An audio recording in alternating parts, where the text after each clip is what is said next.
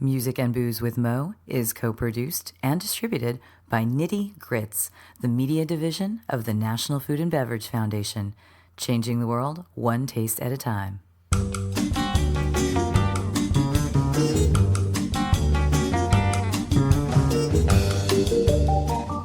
Welcome to Music and Booze with Mo. I'm Mo Herms, and I've worked in the music industry most of my life, so have met some pretty amazing musicians over the years. I also love a good cocktail, and I've encountered some really interesting bartenders as well. It seems that there's a lot of crossover, so when I can, I like to talk to musicians and bartenders about music and booze. Join us at the bar, won't you?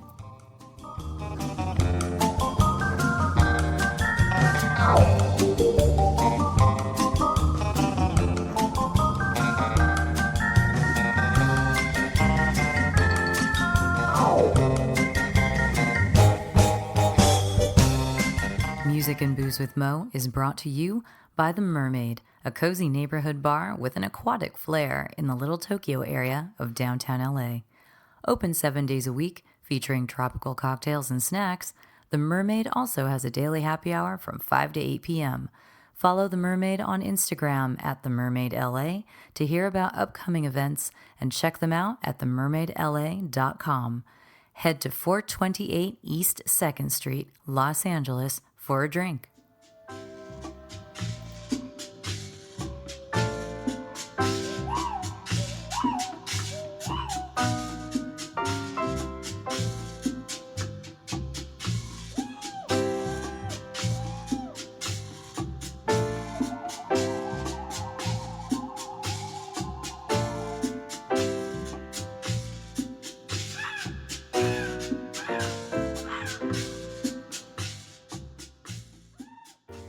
Summer is upon us, and you know what that means. Lots of tropical cocktails. So I will focus for the next couple of months, like I did last summer, on bartenders who specialize in these kinds of drinks. Tropical, tiki, etc.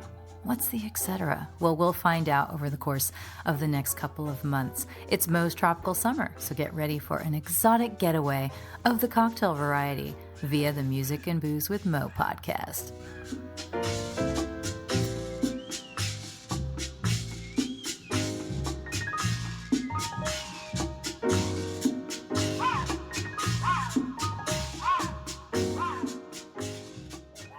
Loco, pero yo tranquilo.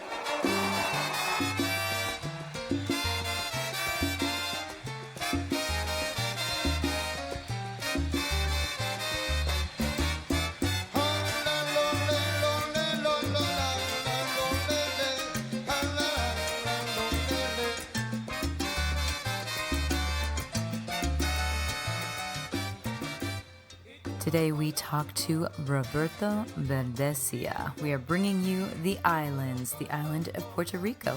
Roberto is the co-founder of Colectivo Icaro and the co-owner of Jungle Bird and La Factoria in San Juan, Puerto Rico. So we talked to him about all kinds of things, salsa music.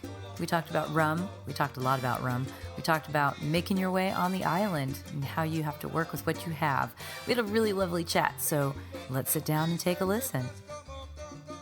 Let's do this, see if it's recording. Okay, so I don't know if I should ask you about music or booze first, but really we should do is just tell everyone who you are. Tell us who you are and where you work. Okay, I'm part of Icaro, Colectivo Icaro, that has La Factoria, Jungle Bird, Caneca, and Surf Cafe. That's all of that is in Puerto Rico. We also Are they all over Puerto Rico, or is this just San Juan? It's in San Juan. San Juan, okay. It's easier for us to run around. Yeah. And then we have a production kitchen that is called Licoreria Miramar. Oh, wow. And we make all the prep for all our bars, and then we sell to wholesale bars and restaurants. Oh, really? So does this mean that your group is sort of leading a craft cocktail kind of movement down in Puerto Rico at this time, in a sense? If you guys are making all the syrups and the tinctures and all of that, and you're providing them to other folks, that's kind of cool. So how long have you been in this business? With Licoreria Miramar? Well, I guess, how long have you been a bartender? In the industry, I've been for 16 years. Really? You look like you're like 22 years old. Oh, thank you. Yeah, well, it's the Latin thing, right? Oh, yeah. But I mean, I say that as a Latin, I can get away with it. But no, you look very young, so that's amazing. Did you start when you were 5? No, no? I started when I was 16. Okay. And because I was a bar back at that moment, and then I fall in love with the bartending thing like a year after I started bartending. Yeah. And like maybe 4 or 5 years after that, I took classes and everything, and like fall in love like completely. I end college, and I never took I taught arts, drawing. And then I never took a pen again. I'm like trying to get that back now. Yeah. but Why did you fall in love with bartending? What was it about it? I was very, very, very extremely shy. Oh, really? So behind the bar, because of the bar, yeah. I feel totally different. And I don't know, I feel different. I can express myself, and it was totally different ambience and everything. So. Yeah. That well, you're in control there too, and that bar is it's a barricade in a way. Yeah. So you're safe on the other side of that bar. Correct. So, and the people on the other side, more often than not, they don't know what you're going to give them, and maybe that's part of it. I did radio, so it was a similar thing. No one saw me; they couldn't see my face. So, well, when I was doing radio, there were no webcams, so I had a big microphone and this, but I could just imagine who was out there. And they would call sometimes, and that was weird. But so you loved that. So you found yourself doing that. And after that classes, I took another one and another one. I started competing at everything that I can. So yeah, definitely. So you started competing in Puerto Rico? Yes. So what was the scene like? I mean, this would have been 10 years ago or something like this? Or when did you start competing? I started competing in 2008. Yeah, so like 10 years ago. Yeah, 11 actually. So yeah, it was nothing like now. Yeah. Were you competing just in Puerto Rico, or did you Yeah, come to the States? just in Puerto Rico. And my first competition that I won, and I went outside of Puerto Rico, it was 2011. So at the moment, I was like working, trying to. I saw the competitions not to win, just to learn. Yeah. And to try to challenge yourself, right? So because of the shyness, I was very shaky on stage, and I'm like, so that helped me out a lot on my presentation thing. And then I started competing in this global thing. I won. I went to India in 2011 to represent Puerto Rico. Oh my God. I thought, okay, if I won this, I could start reading a lot, and maybe I can win this, and the whole thing. Yeah. As soon as I get there, I realized that I will never gonna win that. Yeah. So I was trying to learn as much as possible, bring it back to the island, so the next person can stood out a little bit more, and maybe in a couple of years, so it will happen. And so yeah, I got back. I started working with the distributor there in Puerto Rico to try to do something to express what is happening outside. Yeah. And they say yes after a couple of months of discussion. So, and I started making, not seminars, but like... Seminars like to educational? Yes, education. Okay. And nothing special, but teaching people how to look outside and how to learn from the outside to bring it back to the island. So what kind of thing were you, and this is without leaving the island, how to look outside. So what kind of things were you teaching them? Internet was great. Yeah, internet is free. Yes. Just having them study, like, look up other recipes, get ideas. At least in my mind, before all this, people see cocktails as, I don't know, 10 different martinis in the list, and 10 different mojitos, and different flavors of same things. I'm like, guys, old fashioned is great. Yeah. It's very simple. It's amazing. The daiquiri is not frozen. So. Yeah, you are right next to like Cuba, which is the birthplace of the daiquiri. So that's the point that I wanted to bring back. Like, we should start looking at this side of bartending, not to the other side. Yeah. Well, you're in Puerto Rico. This is a land of rum. There are, how many rums do you know are there in Puerto Rico? I mean, there are some that have made it here to the States, obviously. that are big names? Now, well, back in the day, like in 2010, I'd say, they were just Puerto Rican rums. You cannot. It was very difficult to get other rums. Because when cocktail scenes started growing up, everything else followed back. So rum industry, whiskey industry, and the liquor industry, everything else starting to get back. Even when we opened La Factoria in 2013, we didn't have rye whiskey in Puerto Rico. Okay. And bourbon was very little portion of it. The gin, it was like commercial gins, only big names, but not like craft things or unique things. Now we have, I think, more than we need. So we have a lot of things, but rum, I think, still under what we want. But at the same time, the public doesn't consume as much. As much rum? Yes. What does well, you have a lot of tourists that come through too, I'm sure. So what do Puerto Ricans want to drink? Me, I drink rum. I love rum. But like when people come to your bar, Puerto Ricans drinking. They drink rum, but that's by name, and they like light rum.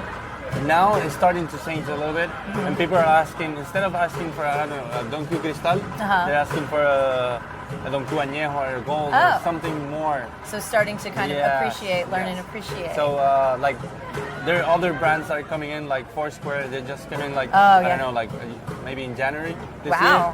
So yeah, it's growing little by little. They're bringing rums from other places and understanding that it's not just rum with sugar. Yeah. There's a little bit more than that. What you just said that you drink rum. So a question I ask a lot is when you're home. Now a lot of bartenders when you're home just drink a beer and nothing, So when you're home, do you sip on rum? Is that like you're relaxing or no? You're yes, but not a regular thing. It's like when I'm relaxing, like to enjoy. At the end of the day, just to chill out a little bit. Yeah. Yeah, a sip of rum. What kind of rum is it? I love Don Q Añejo. I love Foursquare. I love, I don't know, like aged now rum. They have those down there. Yes. And so, Yes, now it's like, we have it here. It's not a secret thing anymore. But yeah, it's... Before you had to travel, you had to do one of those competitions to bring a bottle back with you. But yeah, what are you listening to? Also, And which one? Appleton. Appleton? Oh, yes, Appleton is so wonderful. Any of the Appletons are just so wonderful. When you're sitting at home and doing that, are you listening to music as well? Of course. See, now this is how we can get to the other part. Oh, because you don't make music. No. You just do the thing. You listen to music, and I'm gonna guess you probably can dance too. After 3 cocktails, I dance whatever. I don't know. It's like, but it's true. After a couple cocktails, almost everyone dances. Everything. I dance salsa, but because of peer pressure, not because I'm a dancer and I move and everything. Yeah. So then, what are you listening to when you're sipping your rum? If you want to relax, is it anything I've heard of? It might not be. Yeah, There's a lot of music out of Puerto Rico, so. I love salsa. I love like. What are some artists that you're listening to? I love Hector Lavoe. Oh, that's old school. Yes.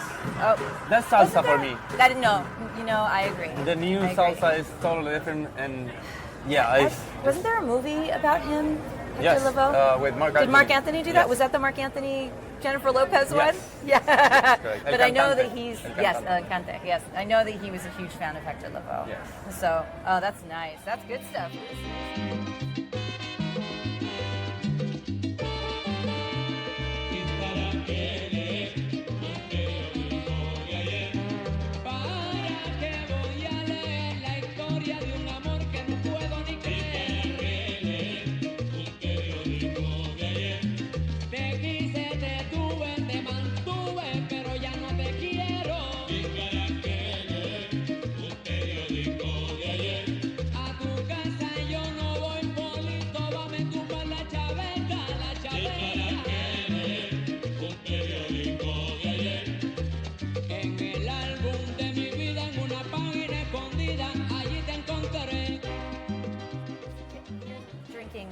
Aged rum, and you're listening to Hector Lavoe.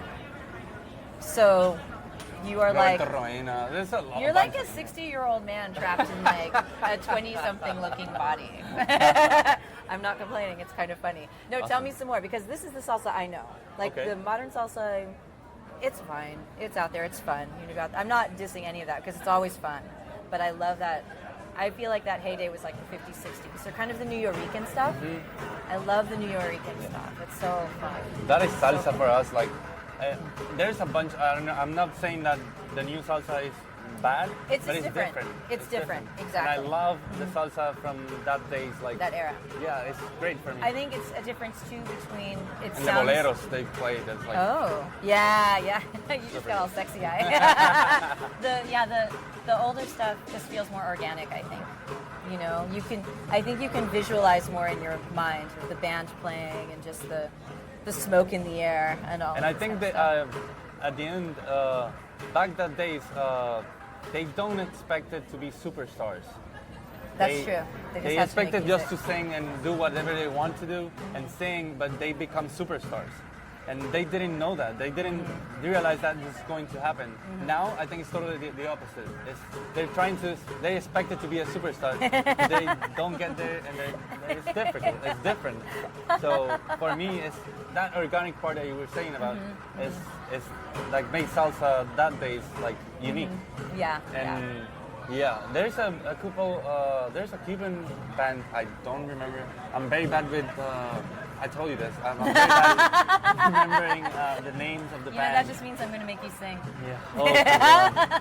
You're still trying to get over the shyness. And believe it or not, I was very shy as well. I was very shy. And I didn't even talk to people until I was like 12 or 13 years old. It used to make my Colombian mother very upset because she thought that I was angry all the time. But I didn't want to talk to people. Okay. So it's a thing I think you've probably encountered where you have to kind of make yourself, you're aware. You can do this, just get up there and just do that. And at some point, you're just doing it. So I might have to make you sing. If it's a Cuban band, are they new or are they old? They're new. They're new. They're new? They're new. That's why I'm. Oh, so you can find it on your phone then? Yes, Okay, I then was. you look it up on your phone. I was in Cuba a couple of months ago, and Are you allowed to go to Cuba? Because you're Puerto Rico. You're not quite...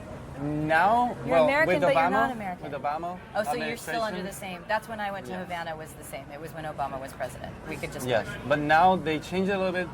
Now you have 12 different categories that you can go to the Cuba. So I went into professional research Oh, because good. of daiquiri and the mojito and all that Yeah. thing. So I went So you went through to that. Floridita and everything, Yes. yeah. So I went to. And you saw that they have slushy daiquiris. You're like, no. I went to La Boguita del Medio, and the Oh, singer yes. of the band was there, singing Oh. with the band that is in La Boguita del Medio. Yeah, so that place is so tiny. See, and it's like you've just said it properly with the proper Spanish accent, and now I can't even say it in English. But it's supposedly the birthplace of the mojito. They Yes. argue about this, I know. But I do remember going there, and there was a band playing, and I thought it was really funny that they had a band playing because I think you can only fit about 15 people in that place. And then 5 of them were the band, and they were huge Cuban guys. They were like big guys with the cello and or not cello, with the stand-up bass. Uh-huh. And I remember sitting there having my drink, and one of them was flirting with me while he was playing. Because I was just by myself. I was sitting by myself, and he looks over and he's like, "Hey," winking at me and all this. I'm all, "You guys never stop. You never stop. They can't help it." It was great fun. But you knew the band already, and then you happened to see the singer. Yeah, I was there. I know the band. I didn't hear the music completely like Uh-huh. I was up there, but I was there. I saw the guy. I'm like, I think he's a singer from a band I know That I like. And I checked it, and yeah, it was him. And I met him in the airport when I'm on my way back. Oh my God, And it that's was incredible. like, yeah. And I saw him in Puerto Rico like a couple months before that. Yeah. And I saw that you're a singer. I don't know where from you're a singer. So yeah. So it was like. That's so cool. Yeah, it You're is. meant to be with that band, and you can't even remember what they're called. Yes, sorry. That's sorry for that. hilarious. It's not. Yeah. You're not finding it in there? I'm not finding it. We're going to do homework, and you're going to get back to me on that, because I have to know now. That's too funny if you found a band that you love this band, can't remember their name, but you keep seeing the singer everywhere. Well, you can keep looking, but we can switch back to you and booze, and because that might be a little easier for you. So, have you you also feel you're sort of educating Puerto Ricans too, right? With what you're doing? Because or do you think Puerto Ricans were already ready for craft cocktails? Not all of them. And a lot of people, they just want to drink a beer, and that's okay. Yeah. In Factoria, the first, when we start is, we're a cocktail bar, but if somebody comes in and wanted just a beer, we can serve that with the same approach. I think all good bars should be that way. Yes. All good bars should be like, if you want to come in and have a nice cocktail, we can do that for you. But if you just want to come in and sit down and have a beer and a shot, have a beer and a shot. That's what all the bartenders do, you know? So you're more than welcome to do that. So, but I was wondering, since you said you've been competing for a while, I think that means that there have been decent cocktails floating around Puerto Rico for quite some time. Yeah, you think that, but I was learning. I was learning a lot, and yeah, but I understood as soon as I started getting my mind and my information from outside, what is happening outside.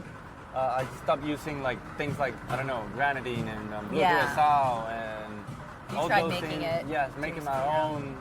So that was the thing I was trying to not teach. I will not say you were teaching yourself as well. I was teaching myself that, but I was just wanting to put a seed inside of every bartender that look outside, look and learn from outside. So yeah. What are some things that you've learned, like in the last 10 years, that have really? I mean, there have to be a couple things you're like, oh my God, I'm so glad that I figured this out. You know what I mean? Like you said, you stopped using grenadine. That's pretty major. We make our own now. Right? And it's actually not that hard to make your own grenadine, but people don't think about it. But when you try that versus Rose's grenadine, you're like, why on earth is anybody even using that other stuff? So that counts. That's one thing. You're like, why? Why have we been doing this? It could be so much better. Oh, actually, here's a question for you. So I've never been to Puerto Rico, which is something I would love, love, love to do. And especially, I really would love to do it. I have something for you. We have Puerto Rico Cocktail Week from November 3 to the 9th. So November 3rd to the 9th. I actually already have I can tell you I'm working the 3rd and 4th of that weekend in Anaheim. But I don't know what, and I would love to go support it now, especially because I know you guys are still rebuilding. Yes. You'll be rebuilding for a long time. I mean, I lived in the United States and we had a terrible earthquake in San Francisco, and it took years to recover from that, and that's living in California. So you guys don't have quite the same luxury. So you should, but you don't. And politics, just a little bit. But what is the, like fruits and vegetables, all of this, do you guys have a whole different kind of agriculture there? Do you grow year round? Does this help you as a bartender? Do you know what I mean? Yeah. It's like, because I'm from Southern California where we have oranges and we have amazing fruit growing all the time. Mm-hmm. So the drinks can be incredible because you have these great new ingredients to try all the time, you know, move things through seasonally. Do you guys have that kind of thing in Puerto Rico? No. No? It's very... Because you're an island. This is because we were using grenadine and all these things. It's because in Puerto Rico, almost everything is imported. Like 8 years ago... Because you're an island. Yes.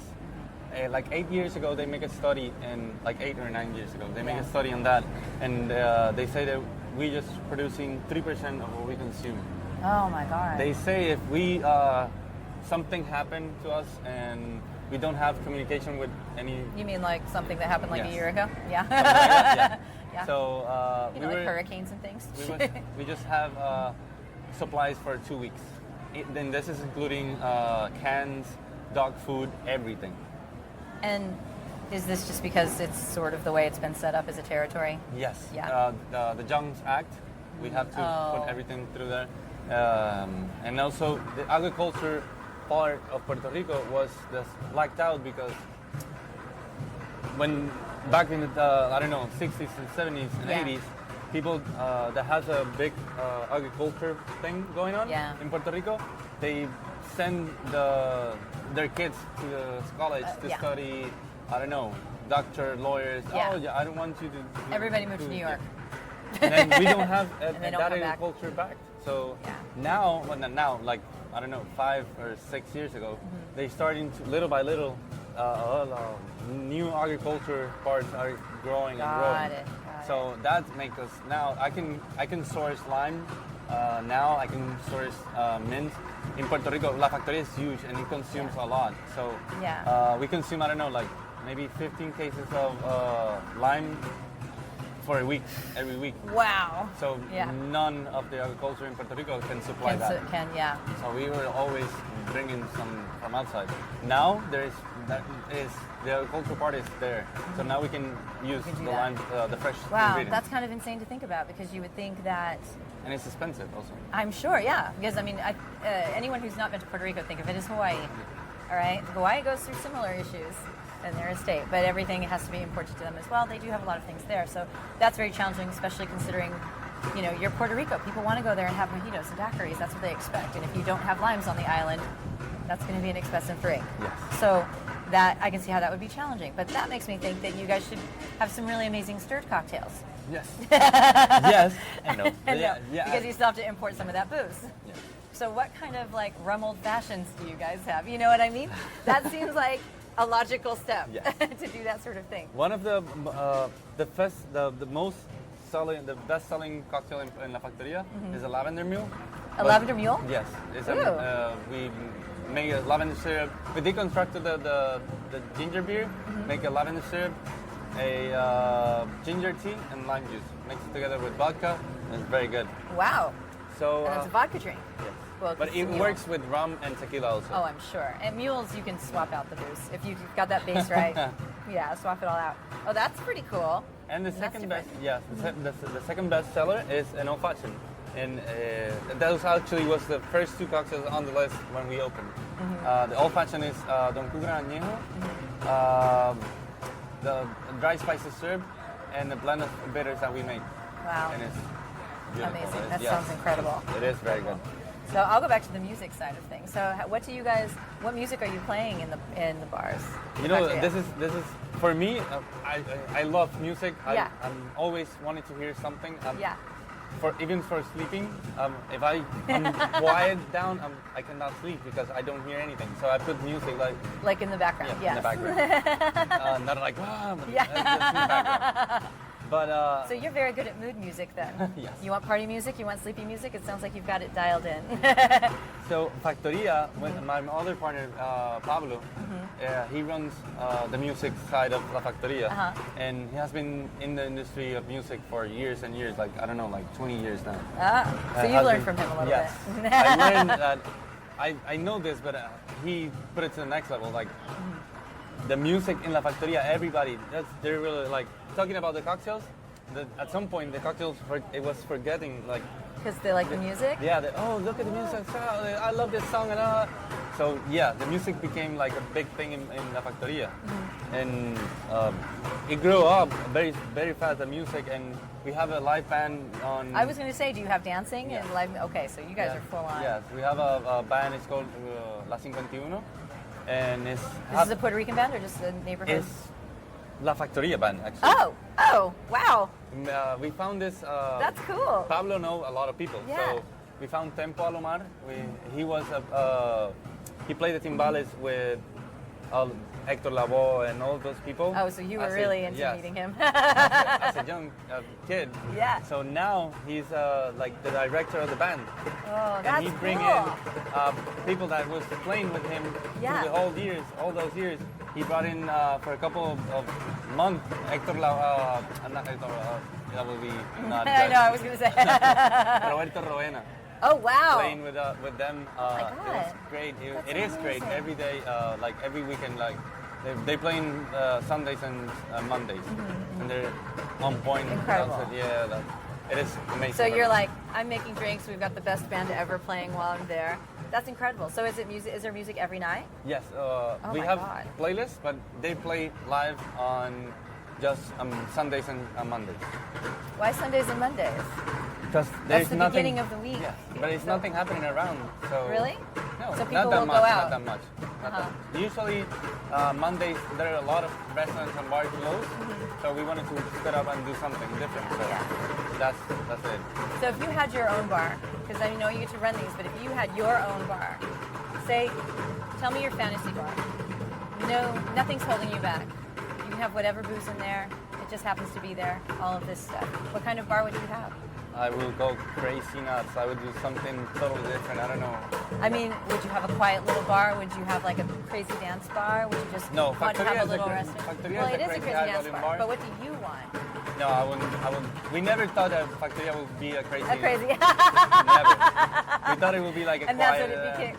So you were going for a quiet bar. So that makes me think that probably you want a little quiet bar. Yeah, we want to do like a special treatment cocktails, like thinking out of the box and Yeah. do something different. That's what we wanted to do, and that's what I wanted to do at some point. And we want to do that with at some point with one of the rooms in the Factoria. Just make maybe once one day of the week or something. And just have it be a Yes. small. Oh, that's Like cool. quiet place. Even also Jungle Bird, we wanted to make that same vibe. It's more kind of a restaurant instead of a bar. Like there is more a bar than a Yeah, restaurant. it's a party place. Yes. But and then also Pax, our chef in Jungle Bird, he's been awarded this year as best new chef by Food and Wine. So Wow. it exploded. The food he cooks incredibly good. Oh, that's It's wonderful. amazing, the Wonderful, food, yeah. especially with what you have. You Yes. know, working with that. So, That's incredible. yeah, so you would it- have. So you're going to have your bar for a moment anyway. Yeah. You'll have that little room. All right. So I actually have to run. So thank you so much for making the time to come up here. But No. before we go, if we want to tell people anything, is there an Instagram they should follow? What's your website for which place? If someone's going to Puerto Rico and they want to find you, they want to come to your bars, where should they look for you? First of all, I found the name of the band. Oh, you did? Band. Yes. Yes! Did you text someone? Yes. You're like, what is the band? Yes. It's I'm like, very bad with names. no. I love that you called the Lifeline, but we just did it quietly. It's like a game show. Yeah. And I always say I'm terrible on game shows. If you ask me that question, I'm like, I don't know. Yeah, me neither. Even if I have the answer tattooed on me. I still don't know. I remember faces and cocktails. Yes, same. So Same. I don't remember usually the names. We'll be of better like- with names because we sat here for a while, but same. So it takes So it's gente de zona. What is it? Gente? Gente de zona. zona. Oh, de zona. Yeah. Okay, gente de zona. Okay, I'm going to remember that because I'm going to look for it. See if I can find Great, anything. good. So where can people find you? Okay, my personal Instagram is water cocktail. Is what? Water cocktail. Water? Yes. Like agua, but water in Yeah. English? Yes. Water cocktail. Water cocktail. Okay. And then At water cocktail. in Facebook is Roberto Berdecia. And Find then that. Factoria is La Factoria. It's La Factoria. La Factoria PR. PR. I didn't say pereira. It's all right. You speak Spanish as a first language. You can do that. And then Jungle Bird is Jungle Bird Bar. Okay. And Those up. yeah, that was Wonderful. That's great. Oh, okay. And then one more question. What is your favorite Puerto Rican rum? It's okay if it's not available here. So when people go there. Or is that a hard question to answer? There are so many. It's not. I've said it already. Don It's the Cucarañejo. Don Cucarañejo. That's And right. then but now they're putting out some finished cast. Oh, that Olorosa? Is that Yes, what it is? they have an I tried Oloroso that one last and the night. vermouth one. They're very good. I tried the Olorosa And they're one last gonna night. release another one soon. Really good. And those are available in the States. Yes. They will be. So lucky for everyone listening there. But thank you so much. I appreciate you taking the time. Thank you. And safe travels. El mundo se está sumando a la fiesta de los latinos. Pisando por la gozadera, Miami me lo confirmó. Y el arroz con habichuela, Puerto Rico me lo regaló. Y la tambora merenguera, dominicana ya replicó. Con México, Colombia y Venezuela. Y el Caribe somos tú y yo. Dímelo, Chema. Hicimos una gozadera. Much thanks to Roberto for bringing true tropics to the podcast today, all the way from San Juan, Puerto Rico. If you are in that part of town, I recommend you be there on a Sunday or a Monday so you can check out the amazing bands at La Factoria. And also you want to check out Jungle Bird, which does some really wonderful tropical and tiki stylings with their cocktails. I've seen them do pop-ups around, and it's really, really good stuff. So thank you for being here. And he did, of course, put together a very eclectic Spotify playlist for us. So if you go to the Moherm's Facebook page, you can get a link to that Spotify playlist unless you're already signed up for it. So thank you very much for tuning in. Music and Booze with Mo is brought to you by Barkeeper, a head shop for cocktail lovers, located at 614 North Hoover Street in Silver Lake, Los Angeles. Stop by for barware, vintage glassware, a carefully curated collection of spirits, and one of the most impressive selections of bitters anywhere. Follow them on Instagram and Facebook for information regarding spirits tastings. That's barkeepersilverlake.com, and also in the Virgil Village neighborhood of Silver Lake, Los Angeles. Thanks for tuning in to our barroom chats on Music and Booze with Mo. For more info about today's guests and our Spotify playlist, check out my Facebook page, Mo Herms. Please subscribe to the podcast and feel free to tell all your friends about it. Lower your expectations and join us at the bar. Till next time, cheers.